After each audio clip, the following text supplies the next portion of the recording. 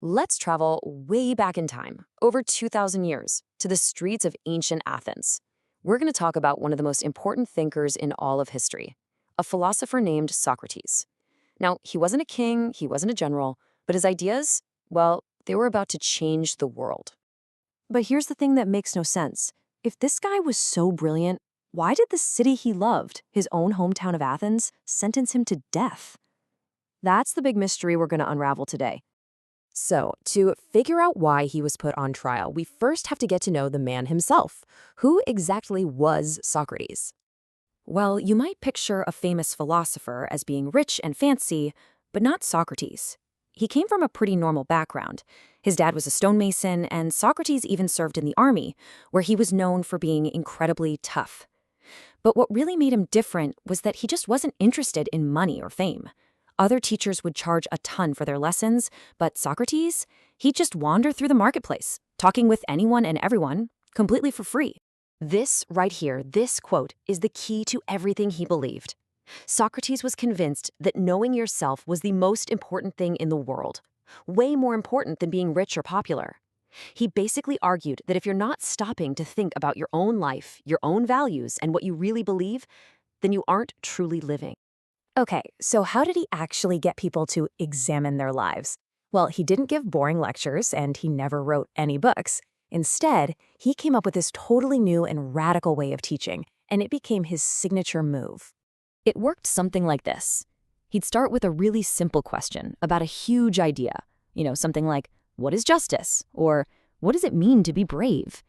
And when someone gave him an answer, he wouldn't just say, nope, you're wrong.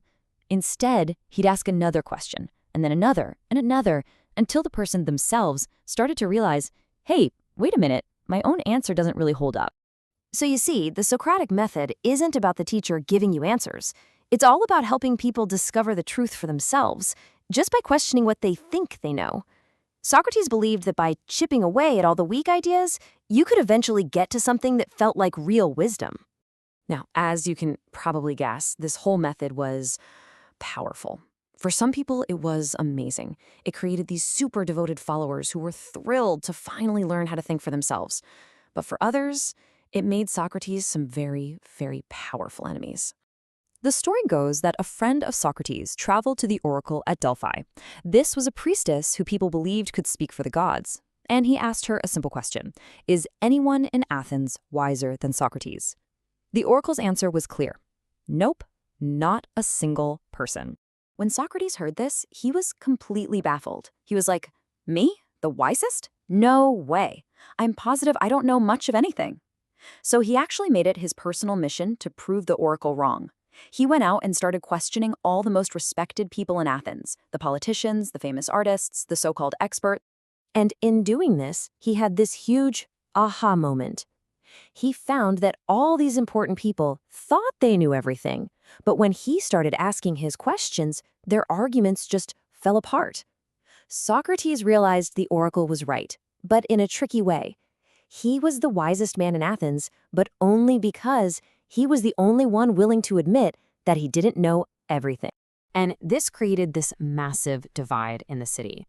On one side, you had the young people of Athens who saw him as this incredible, inspiring mentor who was teaching them to question everything.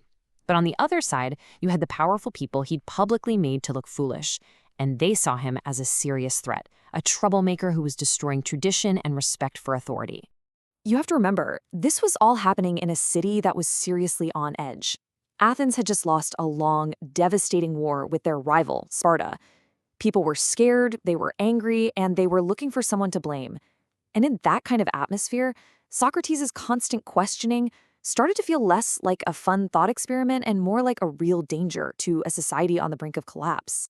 And then, in the year 399 BC, it all came to a head. Socrates was officially arrested and charged with crimes against the state. He had to defend himself in front of this huge jury of 501 of his fellow citizens. In the end, the jury voted, and they found him guilty. The sentence was death by drinking a poison called hemlock. So what were these crimes that were so terrible he had to die for them? Well, there were three main charges. First, that he didn't believe in the official gods of Athens. Second, that he was introducing new, weird gods. And the third, and this was the big one, that he was corrupting the youth. To the leaders of a city trying to recover from a war, teaching young people to question authority was the most dangerous crime of all. So, when he got to court, Socrates didn't apologize. He didn't beg. In fact, he did the opposite. He actually compared himself to a gadfly. You know, one of those annoying little flies that bites horses to get them to move? He said that was his job. He was sent by the gods to be an annoying sly and to sting the lazy horse of Athens to keep it awake and thinking. As you can imagine, the jury was not impressed. Even after he was found guilty, he had a get-out-of-jail-free card. His rich friends put together a plan to bribe the prison guards and smuggle him out of the city. But Socrates said no. He argued that he had lived his entire life under the laws of Athens, and to run away now would betray the very idea of justice he had spent his life talking about. And so Socrates died in that prison cell, but his story, and more importantly, his ideas, definitely did not. So why are we still talking about this guy from ancient Greece? Why does he still matter so much? I mean, just think about it for a second. This all went down more than 2,400 years ago. That is an almost unbelievable amount of time for one person's ideas to stick around and still feel important. And here's maybe the wildest fact of all. Socrates never wrote a single thing down. Not a book, not a letter, nothing.